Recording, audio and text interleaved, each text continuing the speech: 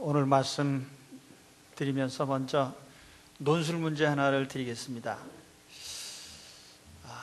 인류가 앞으로 해결해야 될 과제가 있다면 미래적으로 가장 큰 문제는 무엇일까요? 인류 사회가 부딪히는 가장 큰 문제. 아마 이런 질문을 드리면은 여러 가지 대답이 나올 겁니다. 환경 파괴, 생물의 멸종, 기상이변, 또 우리 한국 사회의 미래를 얘기하라고 한다면은 무슨 빈부격차라든지, 혹은 이념적인 갈등이라든지, 남북의 문제라든지, 안전보장의 문제라든지, 이런 거 얘기할 수도 있습니다. 또는 또 과학적으로 얘기한다면은 화성과 목성 사이에 떠돌아다니는 돌덩어리들이 있죠. 소행성이라고 하는 이런 돌조가리가 지구로 하나만 떨어져도 지구에 암흑이 온다고 하는데요. 그런 이변이 일어날까? 그런데 오늘 성경적인 해답은 그런 모든 것이 우리를 불행하게 만드는 것이 아니고 단 한 가지, 인간의 품질이 떨어지는 것이 인간을 고통스럽게 할 것이다. 이것이 이제 오늘 여러분 읽어드린 디모데후서 3장 1절에 보면은 그 말씀이 나옵니다. 내가 이것을 알아라. 말세에 고통하는 때가 이르리니. 이 말세의 고통이 시작되는데 그것은 어떤 이유도 아니고 인간이 악해져요.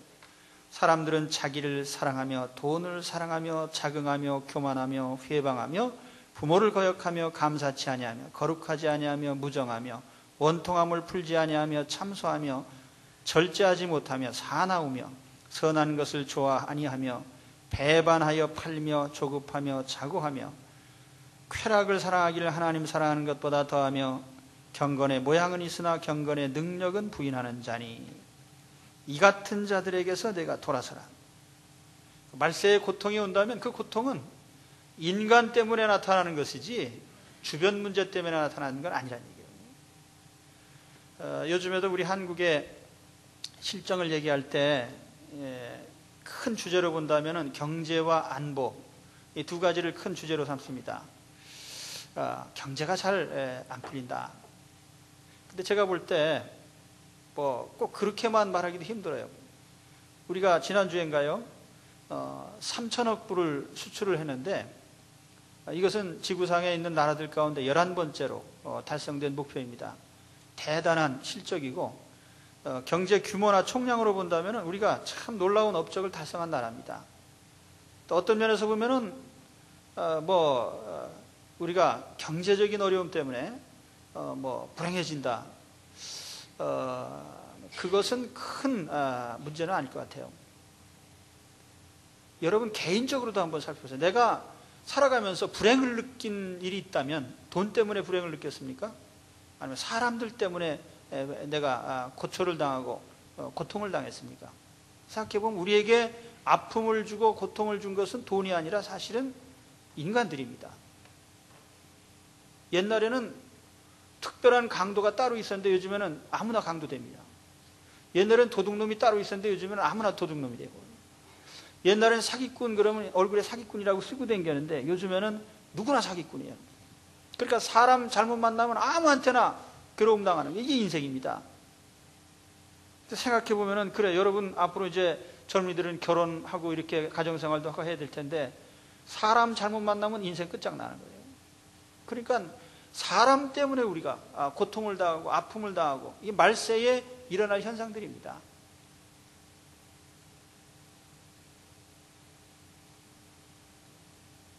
교회 안에도 그래요. 교회 안에도 교회가 고통당하는 일이 있다면 그것은 무슨 교회가 미약해서 그런 게 아니고 교회 안에 고약한 가짜들이 들어와서 교인들을 괴롭힌다는 거죠. 오늘 말씀에도 보면은 이 디모데서는요, 바울이 디모데 목사님에게 보낸 편지인데 당시에 디모데 목사님은 아마 에베소 교회에서 담임 목사님으로 계셨던 걸로 생각이 됩니다. 그런데 새로 탄생된 교회 안에 새신자들이 많이 들어왔습니다. 새로 새신자들이 많이 들어왔는데 이 사람들이 이제 예수를 믿은 지 얼마 안 되기 때문에 생활 방식이 많이 안 바뀌었어요. 옛날 습관을 그대로 가지고 있습니다. 이런 사람들을 이단 사이비가 서울서울 들어와 가지고 유혹을 하는 겁니다. 그래서 오늘 말씀에도 그런 말씀이 나와요. 6절에서 8절 사이에 보면은 저희 중에 남의 집에 가만히 들어가 어리석은 여자를 유인하는 자들이 있으니, 이거 어리석은 남자라고 하지 않고 어리석은 여자다 이렇게 얘기를 했는데, 그 여자분들한테는 좀 죄송한 말씀이지만 잘 속아요. 여자들이. 남자도 잘 속지만은. 그런데 예를 들면 이런 겁니다. 내가 당신에게 신령한 계시를 줄 테니까 내 말대로 하시오. 내가 신령한 계시를 알려줄 테니까 재산을 팔아 바치시오. 이단 사이비들이 다 그렇지 않습니까? 그런데 바른 교훈을 하는 목회자는 따라가지 않고 이 어리석은 사람들이 엉터리 교훈을 잘 따라가는 거예요. 그러다 망하고, 그럼 그것이 교회의 문제가 되고, 이게 얼마나 괴로운 일이에요. 우리가 하나님 앞에 경건하게, 참 정의롭게, 진실하게 살려고 노력한다면 우리는 한술 더 큰 고통을 당할 겁니다. 오늘 12절 말씀에 그런 말씀이 나와요. 무릇 그리스도 예수 안에서 경건하게 살고자 하는 자는 핍박을 받으리라. 적당히 죄와 타협을 해도 참 살기 힘든 세상인데 죄와 타협을 안 해요. 그리고 정직하게 살아요. 그러면은 그러지 못한 사람들에게 훨씬 더 많은 압력을 받는 것입니다. 여러분 사회생활을 해보면 알 거예요. 저는 젊은이들이 이제 고등학교 졸업하고 대학에 들어가고 사회인이 되면서 당하는 첫 번째 벽이 뭐냐면은 하나님 믿는 사람으로서 고통입니다. 하나님 믿는 사람으로서 해서는 안 되는 수많은 일에 부딪히게 되는 거예요. 내가 이거 어떻게 해야 되느냐. 그러면 오늘 말씀은 우리가 미래적인 이런 사회, 우리에게 불행이 다가온다면 그것은 환경 때문이 아니라 인간 때문이라는 것인데, 이 점에 대해서는 제가 아직까지 어떤 미래학자들한테도 들은 적이 없어요. 그러니까 인간이 학문을 연구하는데 미래학이라는 학문이 잘못 설정이 된 겁니다. 사실은 인간 연구가 돼 있어야 돼요. 인간이 잘못되어 있으면요, 거기는 어떤 사상이나 어떤 이념도 통하지 않습니다. 공산주의라는 게 사실은 평등을 목표로 하는 것인데, 어떻게 보면 똑같이 잘 산 자는 평등이라는 목표가 좋은 겁니다. 그런데 왜 망했죠? 인간 품질이 악하니까 평등하게 살자 그러다 보니까 서로 일을 안 해요. 해봤자 내 것도 아닌데요. 그러니까 인간 본성이 악하단 말이죠. 인간이 악한 것을 제외해놓고 인간 사회학을 연구하고 아무리 법학을 연구하고 제도를 연구해도 소용없다는 거예요. 인간이 악하면은요, 어떤 제도도 소용없어요. 그러니까 오늘 우리는 이 점을 분명히 깨달아야 됩니다. 인간의 품질이 나빠진 것이 미래사회의 가장 큰 불행이다. 그런 것 같습니까? 네. 오늘 말씀이 말씀하는 게 바로 그거예요. 인간의 품질이 나빠진다. 제가 볼 때, 가령 제가 어렸을 때, 초등학교 다니고 중학교 다니고, 옛날 제가 어렸을 때 한국 사람의 품질보다 지금 한국 사람의 품질이 무지무지하게 떨어졌습니다. 예. 도덕성도 떨어지고, 예절도 떨어지고, 이게 그때에 비하면 인간의 품질이 너무 떨어졌어요. 이것만 생각하면 자다가도 좀 잠이 안 와요. 소득이 2만 불이 되고 4만 불이 되고, 그거 아무것도 아닙니다. 인간의 품질이 떨어지는 것이 큰 문제이고, 그럼 미래는 더 이 품질이 떨어질 것인데 그 사람들과 어울려서 어떻게 살아갈 것이냐 말이죠. 그런 속에서 우리가 결혼을 하고 자식을 낳고 길러야 되는데, 그럼 여러분 앞으로 어떻게 할 겁니까? 아주 심각한 문제죠. 그러나 오늘 저는 이 문제를 말씀드리려고 하는 것이 아니라 해답을 말씀드리려는 거예요. 오늘 말씀에 바울은 바로 그런 환경에도 불구하고 바울은 흔들리지 않는 성공적인 인생의 비법을 가지고 있습니다. 자, 오늘 바울의 말씀을 또 우리가 보겠습니다. 오늘 말씀에 보니까 사도 바울은 우리에게 뭐라고 합니까? 오늘 말씀 읽어드린 말씀부터. 그러나 너는 배우고 확신한 일에 거하라. 여기 배우라, 확신하라, 거하라는 세 마디의 말이 나옵니다. 배워라, 확신해라, 그리고 그 가운데 거해라. 이 거하라는 말은요, 그런 상태로 남아있어라. 영어 성경에 보면 remain 혹은 continue, 그런 상태를 계속 유지하고 그런 상태를 계속해라는 거죠. 배우고 확신하는 일. 이거 먼저는 배우는 일입니다. 공자님도 논어 초반에 이 학이 시습지 불역여로라는 말이 있습니다. 그게 뭐냐면 배우고 익히면 또 기쁘지 아니하냐. 배운다는 것이 인생의 가장 큰 기쁨이다. 전 옛날에 할아버님 돌아가시고 그때 예수 안 믿을 때니까 제가 초등학교 3학년 때부터 제가 상주가 돼가지고 제사를 지냈어요. 근데 뭘 써놨는데 보니까 이 아무개 학생 부군 신이 학생인가? 뭐 옛날에 벼슬을 못하면 학생이라고 그런다고 그러더라고요. 근데 제가 보니까 인생은 다 학생이에요, 본래. 평생 배워야 됩니다. 이 세상에 배우지 않고 하는 게 없어요. 심지어 강도질도 배워야 됩니다. 그냥 아마추어 강도하면 다 잡혀요. 제가 어느 인터넷 글에 보니까 너무너무 우스운 얘기가 있어요. 어떤 40살 난 중국집 종업원이 강도질을 하려고 3명 동지를 기업해가지고 이제 강도에 착수를 했습니다. 그런데 첫 번째 털려고 한 사람이 설렁탕집 사장님이에요. 그래가지고 SM5 차량을 50만 원에 열흘간 임대를 해가지고 그 설렁탕 사장님 납치하려고 길목에서 열흘이나 지켰는데 안 지나가는 바람에 실패했어요. 그 다음에 또 다시 영등포구 대림동에서 렌터카를 빌렸습니다. 매그너스 한 대를 3일간 임대해가지고 이번에는 내장산 모텔에 가가지고 손님을 털자. 그래서 사장이 모텔에 들어가는데 남자 4명은 안 받아준다는 거예요. 그래가지고 이제 이 실패로 돌아갈 위기에 있으니까 저 모텔 사장이나 털자. 그 사장을 또 이렇게 기회를 보니까 개가 너무 막 짖어가지고 그것도 또 여의치 않아서 그냥 실패를 했어요. 그리고 세 번째는 이제 서울로 올라와가지고 새벽 12시 넘어서요. 공원을 배회하다가 키가 꽂혀있는 아토스 승용차 한 대를 훔쳤습니다. 또 한번 해보자. 그래가지고 새벽 3시부터 6시간 동안을 면목동으로 뭐 무슨 동으로 그냥 털로 돌아다녔는데 그러다가 술에 취한 취객 2명을 만나가지고 저놈을 털어야지. 그랬는데 사람이 너무 많이 왔다 갔다 하는 바람에 못했어요.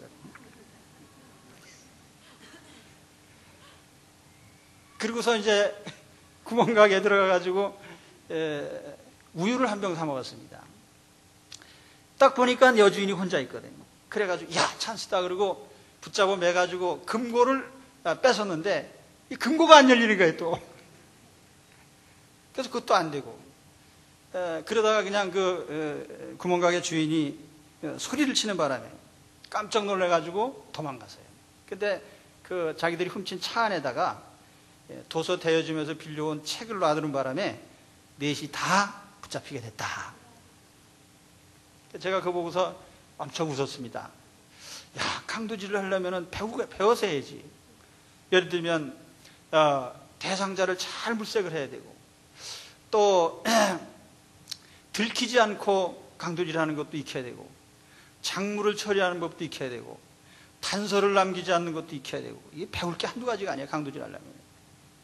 그래서 제가 가만히 생각해 보니까 그 정도로 강도질하기 위해서 배울 노력을 기울이면 장사를 그 노력을 가지고 장사를 하면 부자가 된다는 얘기죠. 무슨 말씀이냐면 세상에서 배우지 않고 하는 일은 없다. 모든 건 다 배워야 되는 거예요. 그러니까 인생은 끝없이 배우는 것인데 여기 배우라는 말은요 무슨 뭐 대학에 가서 공부를 해라 그런 말이 아니라 인생 공부를 하라 말입니다.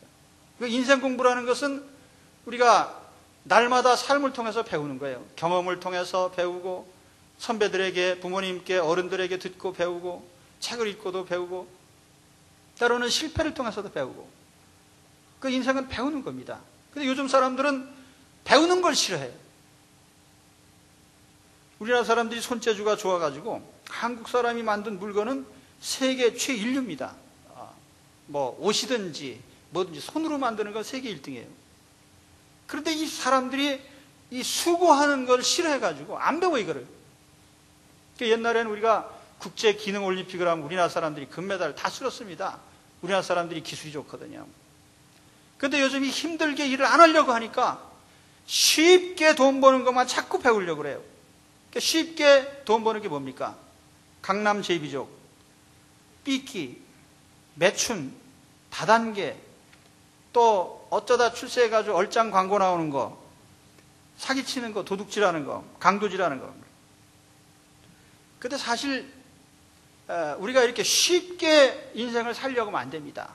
제일 중요한 게 뭐죠? 배워야 돼요, 인생에.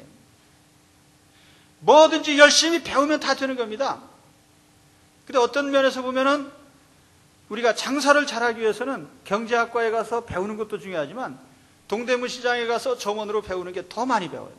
저는 목회를 하기 위해서 신학교에서 배우기도 했지만 목회를 하면서 배운 것이 더 많아요. 그러니까 인생은 끝없이 배우는 것인데 여러분 이 배움이라고 하는 것을 소중하게 간직하세요. 유대인이 세계 1등 국민이 되는 가장 중요한 게 뭐냐면 배우는 민족이라는 겁니다. 배우는 걸 좋아해요. 여러분 우리가 어떤 연세에 이르렀든지 항상 배우기를 좋아하시고 배우시기 바랍니다. 배워라. 그 다음에 우리가 이와 같이 배움을 통해서 얻은 것을 확신하라고 합니다. 확신. 여기 확신이라는 이 말이요, 피스토라는 말인데 헬라어로 말하면 이것이 우리가 하나님을 믿는다는 믿음이라는 말과 같은 말입니다. 자, 우리가 배워서 어떤 진리를 터득했다고 하면은 그것에 우리가 신뢰를 해야 돼요. 다시 말하면 우리는 배울 때에 지식을 얻기 위해서 배우는 게 아닙니다. 내 인생을 바로 살기 위해서 배우는 거예요. 사람들의 배움의 목적이 틀려먹었어요. 단순히 정보를 얻기 위해서 배운다. 그러니까 인간 품질과는 상관없는 거예요, 이거는. 그런데 우리가 인생을 배운다는 건 뭐냐면은 우리가 바른 인생을 살기 위해서 배우는 겁니다. 그렇기 때문에 바른 삶의 지침을 배웠다고 하면 그것은 마음의 신념으로 마치 하나님을 믿는 신앙과 같이 우리의 삶의 원칙이 되어야 되는 겁니다. 아, 이거는 절대로 인생에 하면 안 되는 것. 아, 이거는 인생에서 꼭 해야만 되는 것. 우리는 어떤 삶의 규칙들을 배우고 깨닫고 그리고 그것을 마음의 신념으로 간직을 해야 돼요. 확신을 해라 말이죠.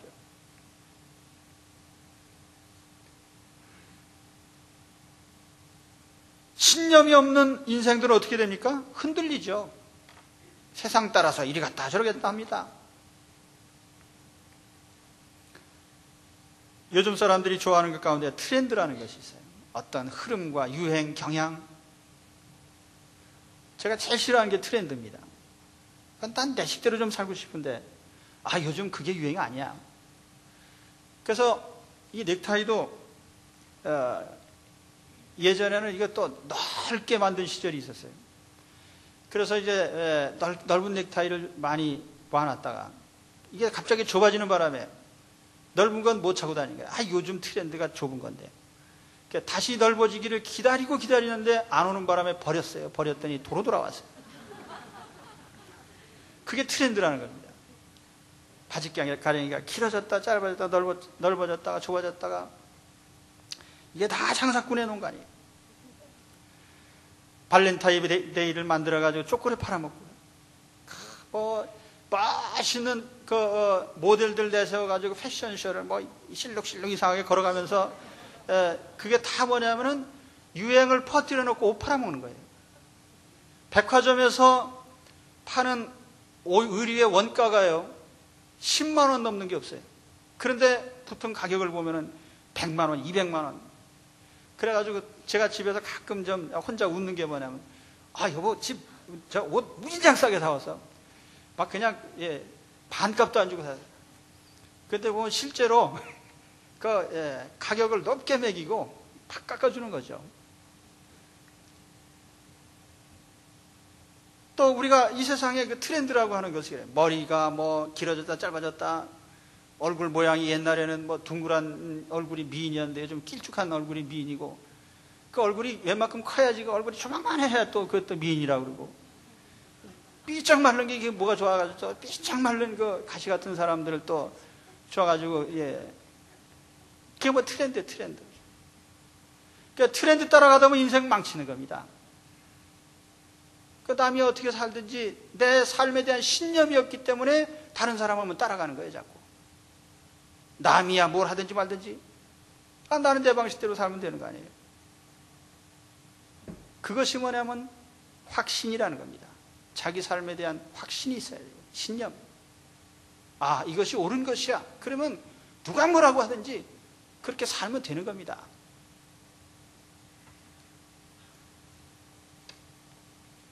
목회에도 트렌드가 있어요. 그래서 뭐 예배 스타일, 설교 스타일, 모든 그 목회적인 방법들도 자꾸 바꾸는데, 저는 바꾸는 것을 과히 좋아하지는 않습니다. 가장 정통적인 걸 좋아하죠.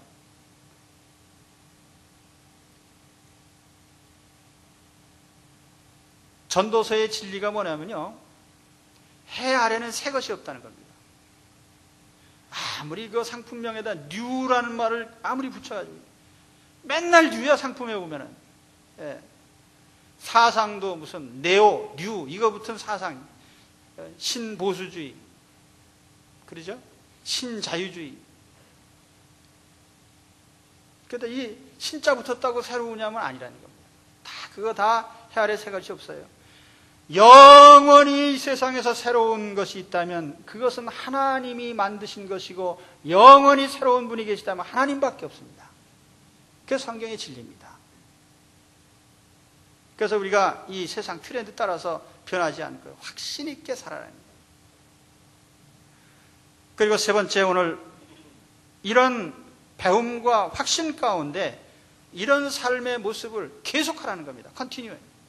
거하라라는 말. 아주 우리가 이 삶의 중요한 패턴을 간직을 해야 됩니다. 배우고 확신하고 그것을 유지하는, 그래서 변함없이 삶의 길을 유지할 수 있는 그 사람이 이 흔들리는 세상에서 성공적인 삶을 살아갈 수 있는 사람입니다. 요즘도 그래요. 예, 정치인들도 보면요, 그런 것 같습니다. 어떤 세상적인 트렌드에 너무 과도하게 이렇게 따라가다 보면은 자꾸 상황이 변해요. 그래, 변하지 않는 원칙을 가지고 있을 때 그것이 성공적인 비결이라는 얘기죠. 사상적으로도 마찬가지. 자, 그러면 이제 다음의 주제로 넘어가겠습니다. 그러면 우리가 배우는데 뭘 배우느냐는 얘기죠. 뭘? 인생을 배우는 인생의 텍스트가 있습니다. 교과서가 있어요. 그게 뭐냐면 오늘 말씀에 나오는 성경입니다. 성경. 또 내가 어려서부터 성경을 알았나니 성경은 능히 너로 하여금 그리스도 예수 안에 있는 믿음으로 말미암아 구원에 이르는 지혜가 있게 하느니라. 모든 성경은 하나님의 감동으로 된 것으로. 여기 성경이라는 말이죠. Holy Scripture. 거룩한 문서. 하나님의 영감으로 된 책. 인류에게 있는 유일한 책입니다. 하나님의 작전이 뭐냐면 모든 민족에게 성경을 보급하는 것입니다. 그래서 지금도 이 세상 모든 민족들에게 성경이 보급되고 있어요. 볼테르가 말하기를 기독교는 미신처럼 앞으로 100년 만에 다 망할 거라고 했는데요. 그리스도를 믿는 사람들은 수십억으로 늘어났고요. 볼테르를 아는 사람은 몇 사람 안 됩니다. 여러분, 우리가 지성인이라면 당연히 성경을 알아야 됩니다. 그래서 하나님은 지구상에 있는 어떤 종족이라도 성경이 없기 때문에 하나님 모른다 소리를 하지 않도록 성경을 보급하는 것이 하나님의 종말을 향한 하나님의 뜻입니다. 그래서 지금도 세계 성소공회를 통해서 성경이 보급되고 있고, 각 나라의 성소공회 중에 제일 큰 성소공회가 바로 대한성소공회입니다. 우리나라는 세계에서 인쇄술이 가장 뛰어납니다. 그래서 전 세계 여러 나라의 언어로 된 성경들을 우리 대한성소공회가 제작을 해서 세계에 배포를 해요. 여러분, 우리 한민족이 왜 하나님께서 이 민족을 들어 쓰시는지를 아셔야 됩니다.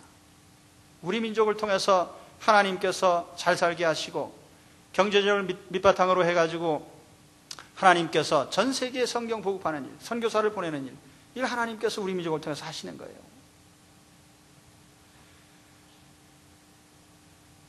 이런 성경이 얼마나 되느냐? 지금까지 인류의 언어 종족을 보면 6,500개 언어 종족이 있는데 그 가운데 현재 성경이 번역된 것이 2,400개 언어로 번역이 됐습니다.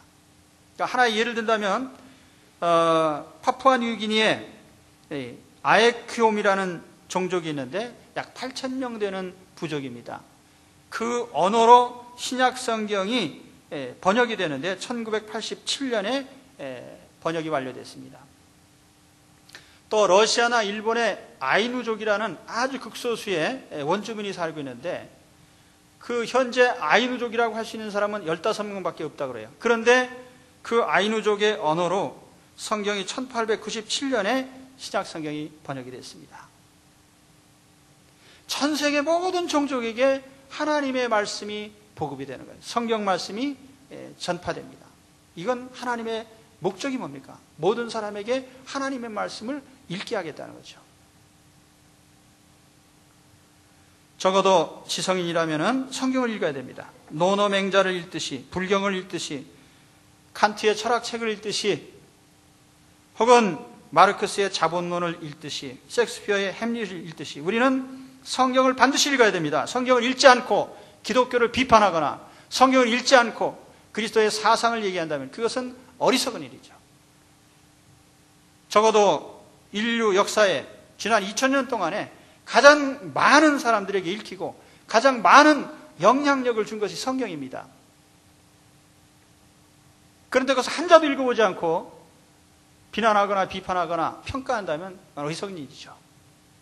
그래서 우리가 이런 성경을 반드시 읽어야 됩니다. 왜냐하면 인간에게 주신 하나님의 유일한 텍스트예요. 인간의 교과서입니다. 인생의 교과서예요.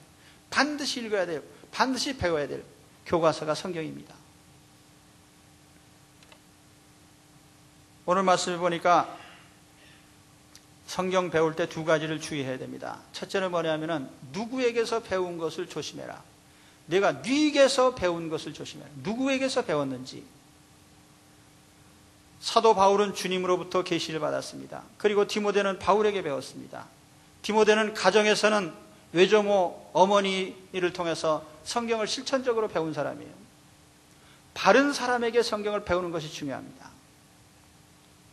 오늘날에 이렇게 바르지 않게 성경을 배워서 이단 교주가 된 사람들이 누굽니까? 그것이 몰몬교를 창시한 요셉 스미스요. 또는 통일교를 만든 문선명 같은 사람이에요. 또 전도관을 만든 박태선이 같은 사람이에요. 또는 여호와 증인 같은 이런 사람들이 제대로 된 데서 배우질 않았어요. 제멋대로 배운 것입니다. 누구에게서 배우는지를 조심해라. 오늘 이 세상에 이단 사이비가 많습니다. 우리는 바른 교훈을, 바른 교회를 통해서 배워야 돼요.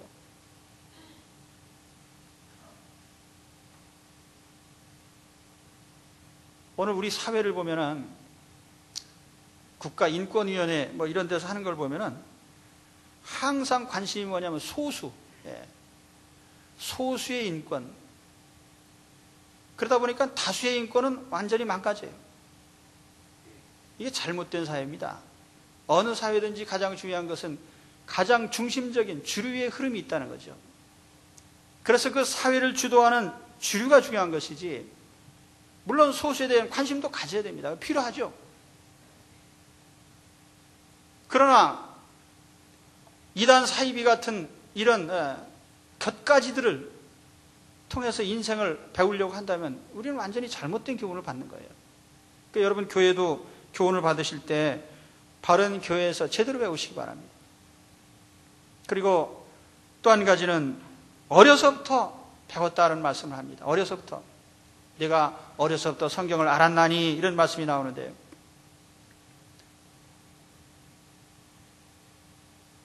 여기 알았다고 하는 말도요, A도 영어로 하면 C, 본다는 말입니다. 우리가 아는 것 가운데는요, 이성적으로 생각하고 추론을 해서 아는 것도 있지만은 그냥 직관적으로 아는 것도 인생에 많아요. 근데 어린 시절에는요, 사물에 대해서 직관적으로 아는 것이 더 중요합니다. 이건 다른 말로 하면 교육 원리로 얘기한다면, 요즘 교육학자들이 얘기하는 건 뭐냐면, 사람은 이해하면 행한다고 하는 이것이 원칙이에요. 그래서 알면 행한다라고 이렇게 자꾸 알게 해주려고 했어요. 이성적으로 이해를 시키려고 했어요. 근데 그건 잘못된 교육 방법이에요. 성경의 교육 방법은 뭐냐면은 알지 못해도 행하라는 것입니다. 새벽 기도가 왜 좋은지 몰라요. 그래서 새벽 기도 가요. 그래서 내년도에 한번 제가 두고 보겠습니다. 새벽 기도 때 어린아이들도 깨워가지고 새벽에 나와요, 무조건. 그거 왜 가야 됩니까? 나 몰라도 돼, 따라와. 어렸을 때는 몰라도 돼요. 5살, 6살 때 새벽 기도 나오면서 그러면서 나중에 알게 되는 거죠. 아, 이게 이래서 새벽 기도 하는구나. 우리가 11조 생활도 그래요. 11조 생활 왜 하지? 몰라도 해. 의무야. 하면서 나중에 알게 돼요. 특히 종교교육, 신앙교육이라고 하는 것은요, 이해해서 행하는 것보다는 이해하기 전에 행하는 게 더 많아요.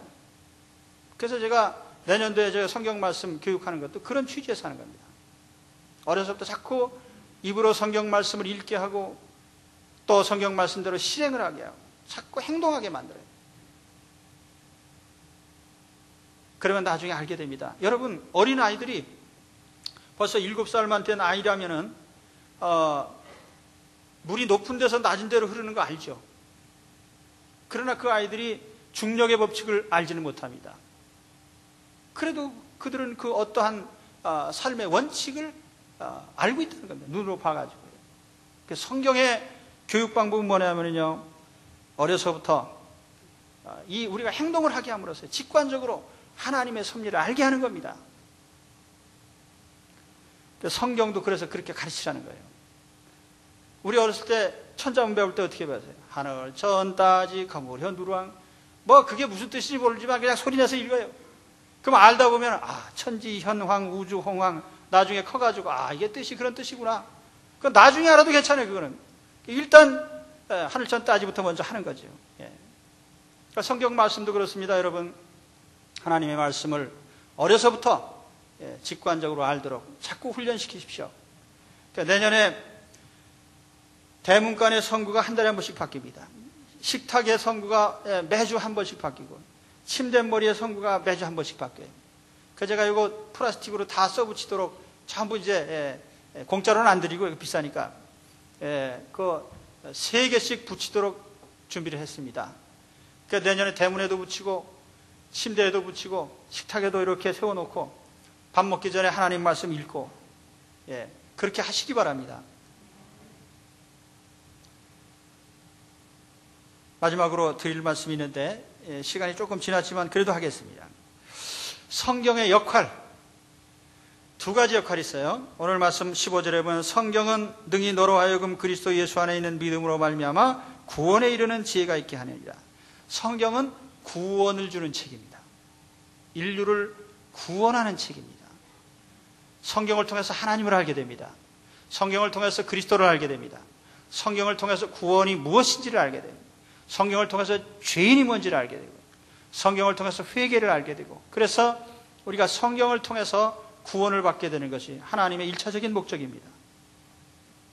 여러분, 우리가 성경을 통해서 구원의 진리를 알고 먼저 하나님의 자녀가 되셔야 됩니다.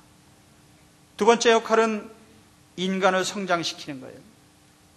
성경을 통해서 우리는 인격적으로 성장합니다. 그래서 오늘 여러분 말씀 16절 17절에 보면은 여기에 하나님의 사람으로 온전케 하며 라는 말이 나옵니다. 퍼펙트한 인간이 되게 한다. 그런데 여기에 이 퍼펙트라는 이 말의 의미를 우리가 분명하게 알아야 되는데, 자, 인간이 완전해진다 그러면은 하나님처럼 전지전능해진다는 뜻입니까? 그런 뜻은 아니에요. 지적으로 완전해진다, 모든 걸 다 알게 된다, 그런 뜻은 아닙니다. 또는 능력적으로 인간이 뭐 전능한 하나님처럼 된다, 그런 뜻도 아니에요. 아담이 왜 망했어요? 하나님과 같아지려고 하다 망한 거예요. 그럼 여기 퍼펙트한 인간이라는 건 뭡니까?